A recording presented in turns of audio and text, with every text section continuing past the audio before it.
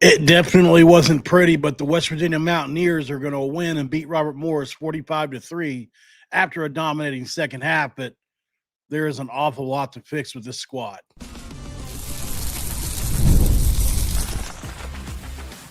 You are Locked On West Virginia, your daily podcast on the West Virginia Mountaineers, part of the Locked On Podcast Network, your team every day. And what is up, guys? Welcome back in. My name is Mountaineer Paul. I am your host. This is Locked On West Virginia, baby. Well, we're talking about the Mountaineers again today on the football side of things, obviously, in a postgame report after the West Virginia Mountaineers beat Robert Morris 45-3. There is a slight chance they could score with a minute to go, as Khalil Wilkins, the freshman, is now in the game carrying the rock around. I don't foresee this happening. I think they may just let take the air out of the ball from here, but they're trying to get everybody some totes, and I understand that. Actually, the game is now over officially. 45-3, West Virginia final. And, of course, Rich Rodriguez not going to be happy with this performance.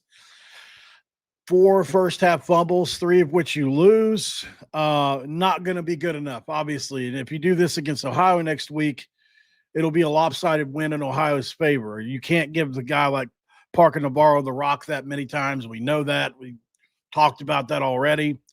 But I think it's important to kind of break down what happened to this game and just be honest about some things that I think are concerning and also some things that we can be happy about, right?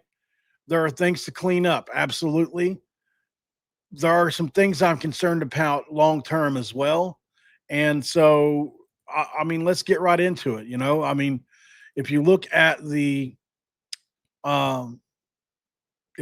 post-game report here, obviously, in the player stack section, the defense was a very obvious positive in this game, right?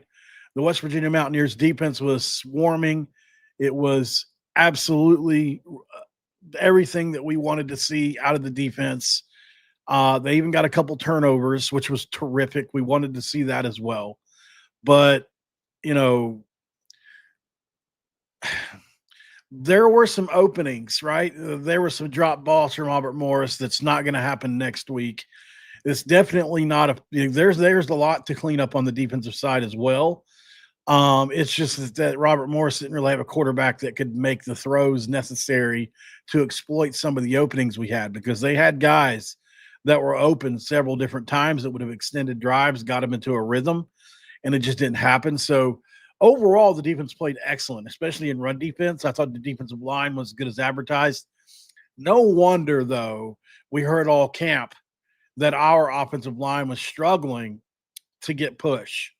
Said it in the open, and it really came true today.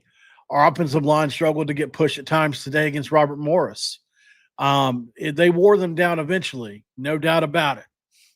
No doubt about it. They definitely wore them down eventually, but the offensive line remains the number one area of concern on the team. There were a ton of penalties. There were a ton of misplays. I saw several guys get beaten one-on-one. Even on a scoring play, I saw guys getting beat one-on-one. The play wasn't necessarily to their side. Yeah, I get it. Robert Morris has some Division I players on their team.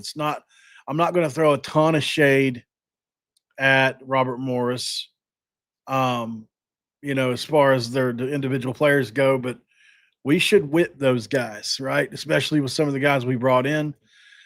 Maybe there's still some shuffling needs to be done with the offensive line, maybe. I don't know. Maybe you move a guy like Carson Lee over to guard or something. I don't know.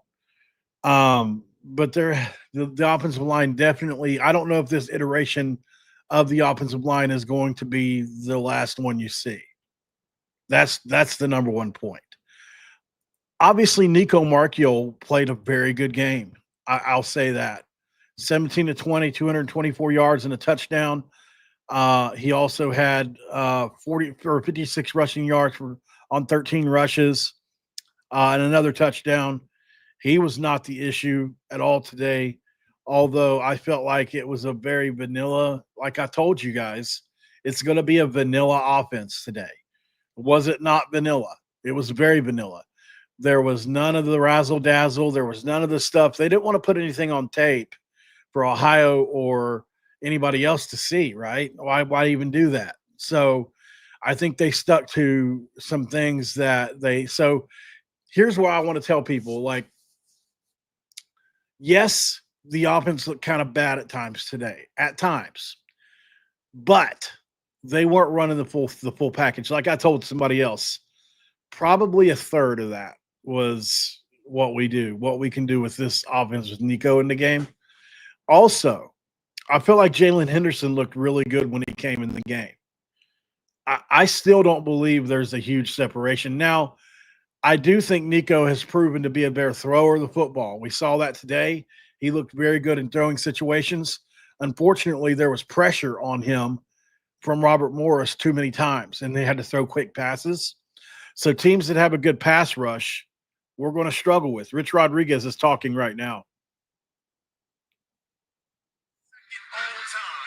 When it comes to wins list here in West Virginia, your thoughts on the victory and your return here to West Virginia? Well, I don't know if I've ever had a first half where we had 3 fumbles in 4 plays. I don't know if I've ever even seen that. And so, gosh, we were playing so poorly, and nobody was panicking. We knew what we had to do and played a lot cleaner in the second half. And there's a lot to learn from, obviously, in the first game for a lot of guys, and we'll get better from this. And Coach, hopefully you guys can hear that. But he said, I've never seen somebody fumble on 3 consecutive plays, like basically, and he's right. We did. I forgot it was that many fumbles on that many consecutive drives like that. But at the end of the day, it put a damper on this performance. Had those fumbles not happened, we're probably really excited about the future, right? So I want to take those with a grain of salt. Those aren't going to happen every day. Those aren't going to happen every week. A couple of those were really good form tackles by Robert Morris. And different things like that. So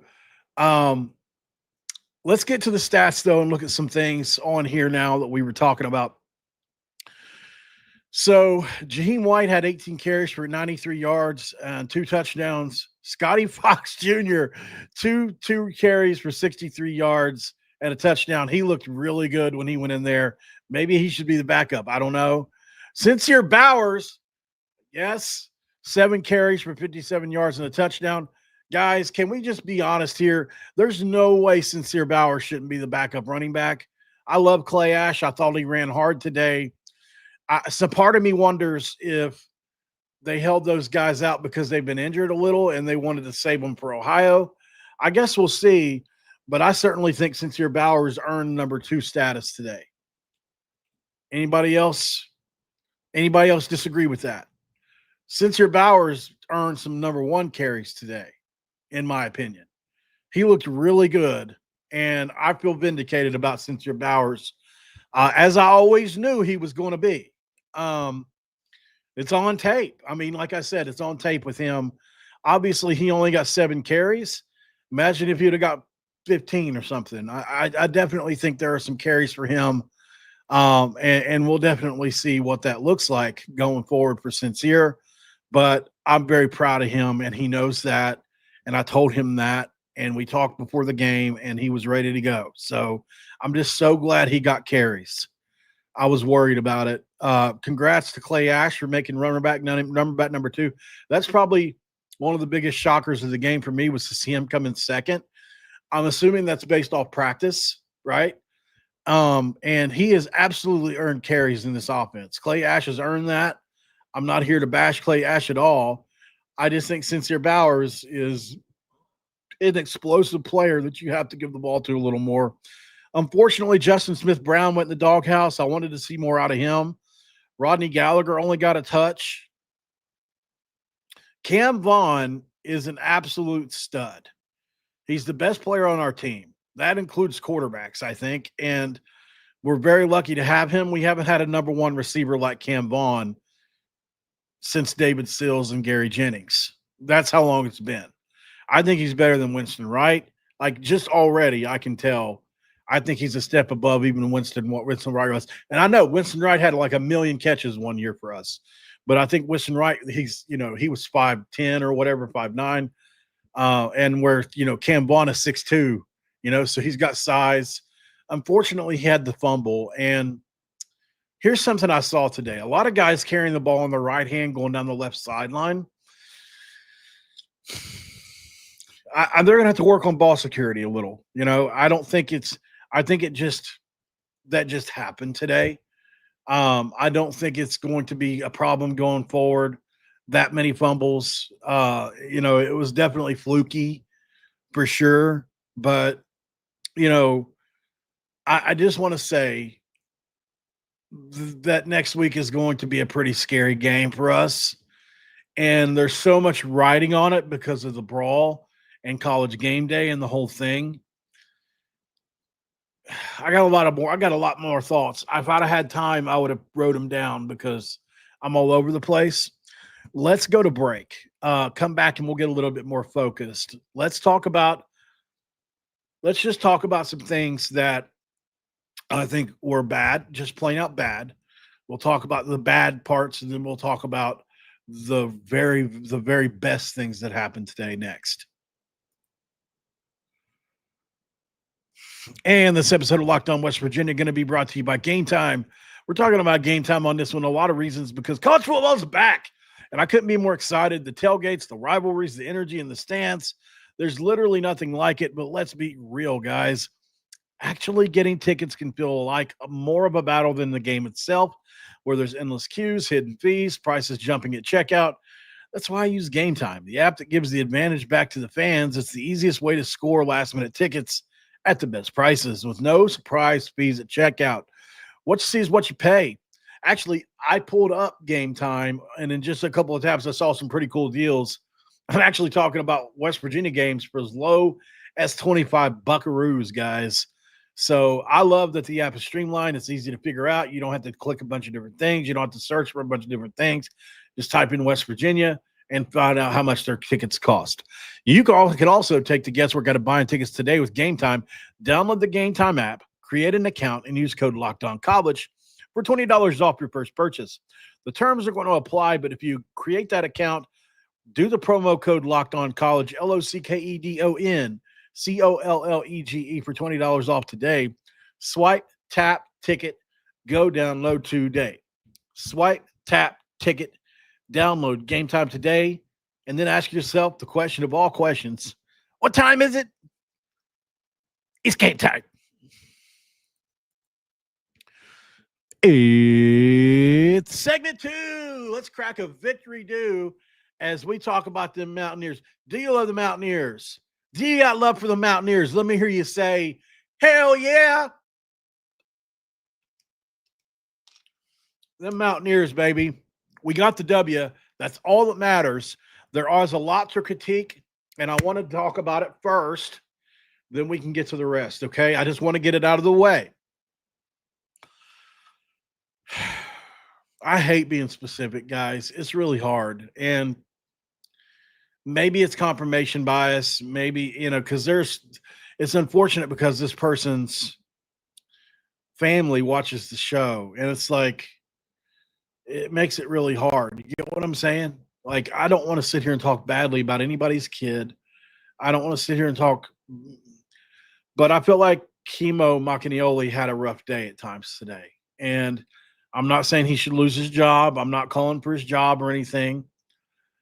But there was some times today where he got beat one-on-one, and a few times, at least 3 or 4 times that I saw. And that was just, after certain plays, I would rewind and look.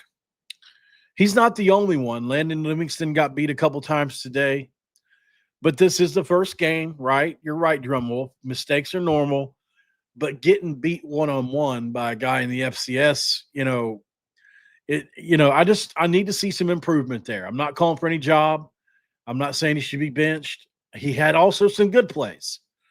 But I just saw a couple plays there where he really drove back into the backfield, and that just can't happen, man. You got to be a little better, and hopefully he'll do that. That's all I want to say on that. The offensive line as a whole is not gelled yet. It's pretty obvious. The good thing about Rich Rod's system is it's predicated on wearing folks down. And then, like at the end of the game, what will happen with Sincere Bowers? That was won the first couple quarters. But yeah, so, I think it's one of those things where the offensive line is going to get better. It's going to have to get better. There are other guys that you can play if not. And it's really one of the only weak links on the team. If it can strengthen up, we've got a chance to be pretty good. We didn't even showcase a lot of our other receivers today. Another thing I want to see is I want to see more reads for Nico. If the offensive line can hold up, like a lot of the reads today for Nico were one read or nothing, right? Like a lot of those were one read to Cam Vaughn. That was it. Or one read to Jaden Bray, or one read to Man Singleton, or one read running play, right? It was a lot of one read stuff. And I think it's all about, like Rich Rod said, it's not how many cool things can you do, it's what you can execute. I totally get that. But we need to be able to execute a little bit more, right? That's just the truth of it all. We need to be able to execute a little bit more and a little bit better. And I think we will against Ohio. I said it all week long. Don't expect this to be an extravagant playbook. They probably did a third of what they can execute today because Ohio took Rutgers to the limit. And let's just be honest. Based off that first game, Rutgers and us might be fairly close in talent. We got a chance to prove ourselves. And if we can put Ohio in the dirt, we can gain some real confidence. We go on the road and beat an Ohio team that almost beat a Big Ten team the week before. And they got a really good quarterback that's mobile. He's basically like he can run like Jalen Henderson, and he throws it better than anybody on our team that I know of. So, Parker Navarro is a real issue. We're going to have a whole plan for. I trust Zach Alley to do that. Obviously, they're going to have to game plan for Cam Vaughn, who is unstoppable. He had 10 catches for 180-something yards the last time they played each other. Can't wait to see that play out again. I thought Grayson Barnes had his moments today. I would like to see him get a little more involved, but he had the fumble. So I think, he kind of went in the doghouse a little bit as well. Let's try to think. Rodney Gallagher, unfortunately, didn't get a lot of touches. I was really hoping to see him get a little more touches, but he didn't. He got an end around him one time, and that was it. Justin Smith-Brown obviously didn't get very much going on. But I go back to to Sincere Bowers. I truly believe he deserves to be running back number 2, and I truly believe that he deserves at least 10 to 12 touches a game. Because he's too explosive. He's too. Look what he just did in his first game on his first couple carries. There were times today where I felt like Jaheim went down at first contact, on some of those plays at the line of scrimmage. It's not really his forte to break tackles at the line of scrimmage. He's more the kind of guy that gets to the second level and makes people miss being a jitterbug. So, hopefully by next week, maybe Ty Edwards and those guys will be a little more ready too. But yeah, we need help. We need to help, Jaheim, so he's not keyed on so badly. I wouldn't be surprised if we had some more run packages put in for a guy like Scotty Fox, or even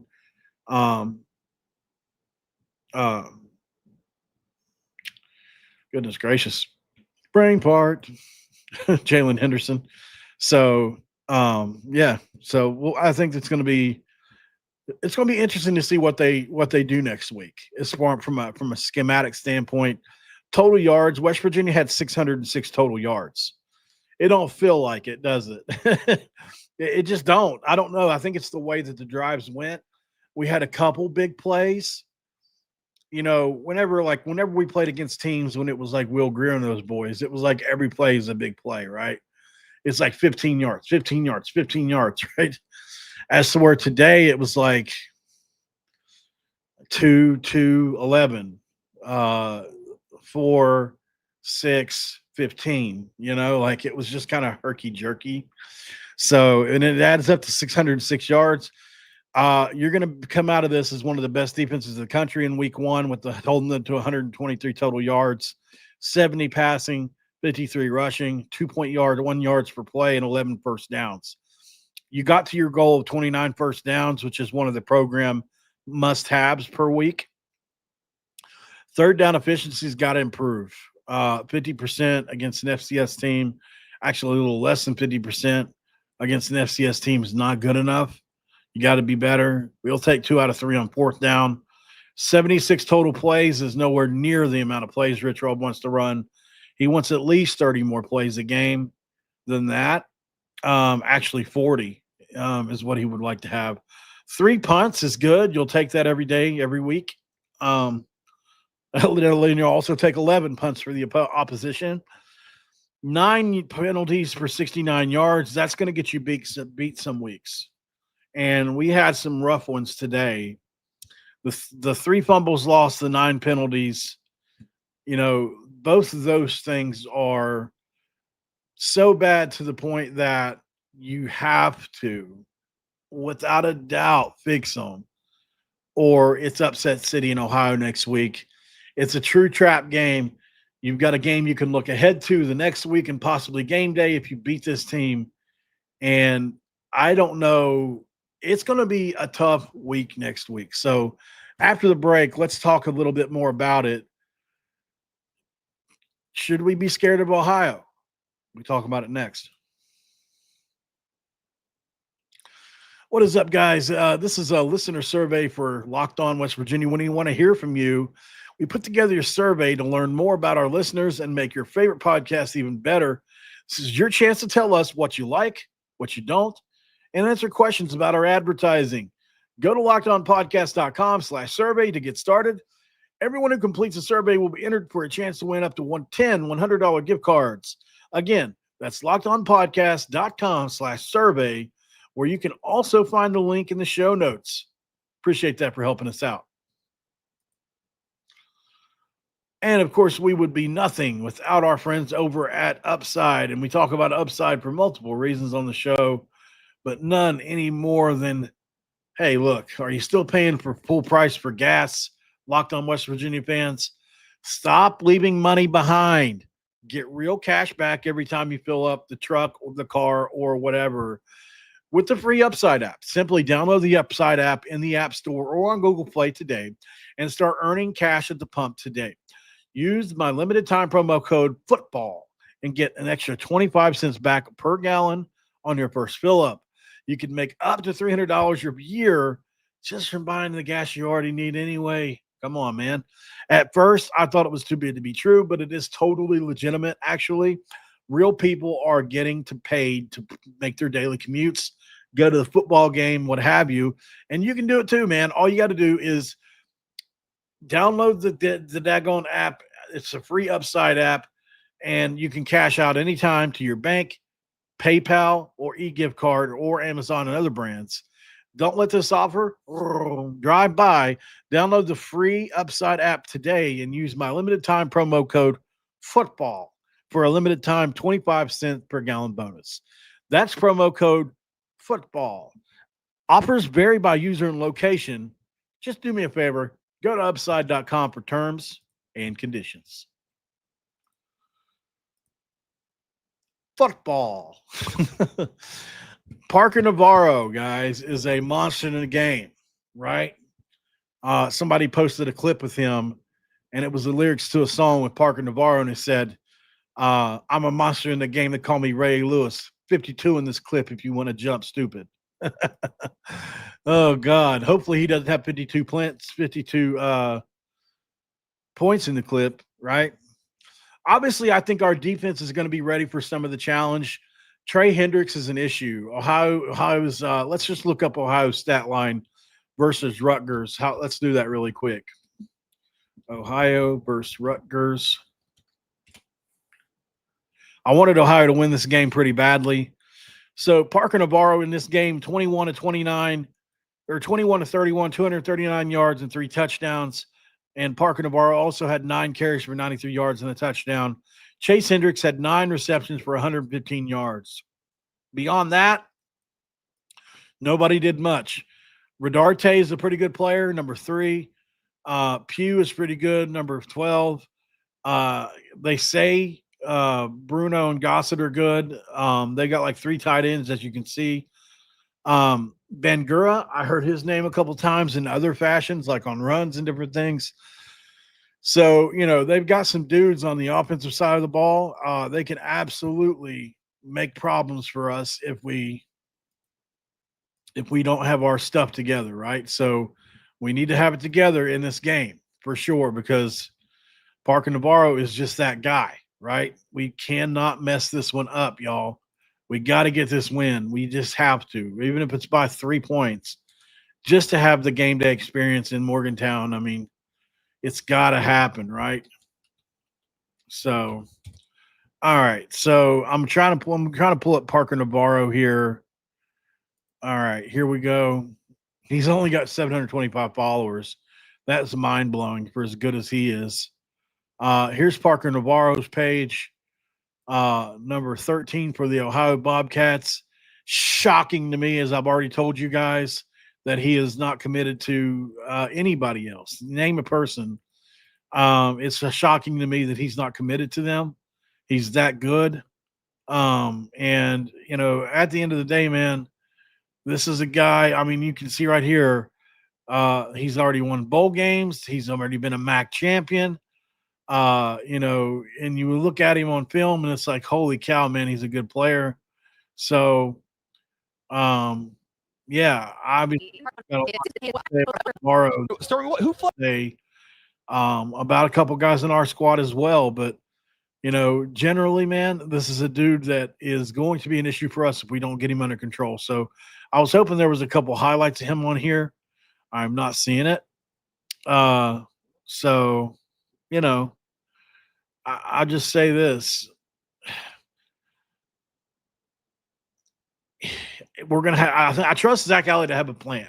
I do. I really do trust him to have a plan. But I do think that he's going to get his in the game. I think Parker Navarro is going to get his in the game. I'm gonna bring on as many people as I can to discuss this game, and actually try to legitimize the talk around it. It's going to be a very, very, very sneaky week 2 game. So hey, make sure you like the video as well. Subscribe if you're new around here. Absolutely, if you can do that for me, and hit that, and then share the video out when you get a chance. If you're watching this on X or via YouTube, please. Thank you so much. Also, I got to say, and I'm not even kidding about it, when you talk about a guy like Parker Navarro, he is a little on the light side of things. So that might be something to consider, as well as he is for sure. Can you knock him out of the game? Can you? Because we have some guys that can really ring your bell. I mean, if you want to step up and run a bunch, a guy like Fred Perry and other guys, Darren Lloyd showed up today. Oh, that's what I forgot to do. I was going to look at the defensive numbers for West Virginia. Let's do that as well really quick. So, okay. Let's share the screen one more time. All right. Team stats. All right, player stats. Let's go defense. Hoping to get defensive ones here. Let's go West Virginia. Nope, that didn't work. Well,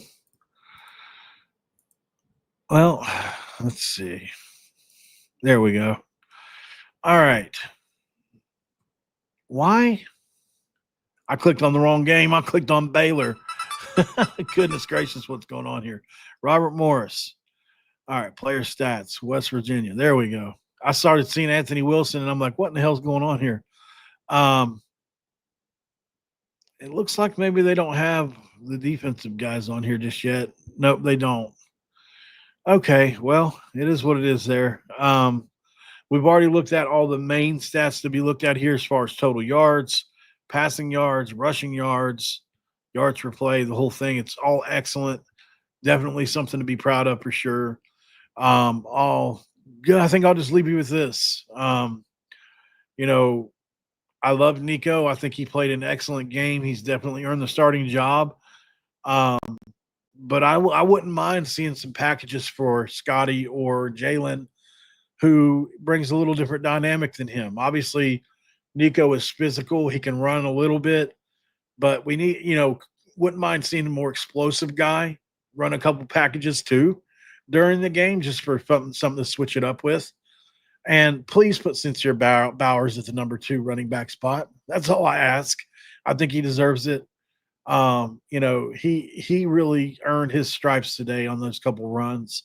I mean, every time he had a run opportunity today, he made the most of it.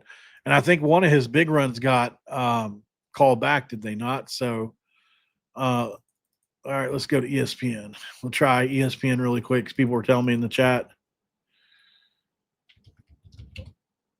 All right. So, college football.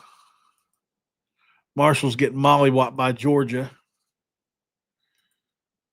Oops. Let's go back. NCAA football scores. Week 2. No, it's week 1. All right. So I'm going to type this in manually, maybe. I probably could have just typed it in on Google and it would have probably came up, but let's see. Let's Big 12. There we go. That should work. All right. Robert Morris, West Virginia. Here we go. All right. Well, that didn't work, did it? Let's try to go back and look at it from this angle. Box score. All right. Receiving fumbles. So Warren Singleton had a fumble. Cam Bond had a fumble. Grayson Barnes had a fumble. Khalil Wilkins had a fumble. I must have missed that. We had 5 fumbles. 1, 2, 3, 4, 5. So Khalil Wilkins must have fumbled on that last drive. Insane, man. Yep, but they're on here. Thank you, Fester. Patrick McDonald had 12 tackles in this game from Robert Morris. Just want to point that out. As far as West Virginia goes, it was a little more spread out.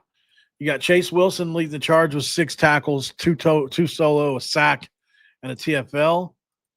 I thought Reed Carrico had 2 sacks, but maybe I'm wrong. Fred Perry had 5 tackles, 3 solo, no sacks, but he was close on a lot. Reed Carrico with 4 tackles, 3 solo, and a sack. Hammond Russell had 2 sacks, which is pretty wild. Devin Grant, 4 tackles. Ben Cutter, 4 tackles, 2 solo. Ashton Woods, by the way, I got to give my buddy Dylan credit today. Whenever we asked for breakout guys today, Ashton Woods was the name he gave. If you look and see, Ben Bogle had himself a pretty good day with 3 tackles, 2 solo. I thought he earned himself more playing time today, in my opinion. So, outside of that, I thought guys that had a kind of a rough day on defense, there's only 1 or 2. But, I saw Adam Tomczyk, who was my guy, man, get absolutely drove back a couple times on defense in the run game by the offensive line. On one play, he probably got pushed back 10 yards, maybe. I mean, he really got drove back by a guy. Maybe he lost his balance or something. Although he came right back and fought the next play and had a stalemate with that same guy. So I just want to point that out. And then there was one other guy, but I'm not seeing it. It was on special teams anyway. I have to see his name, but he hit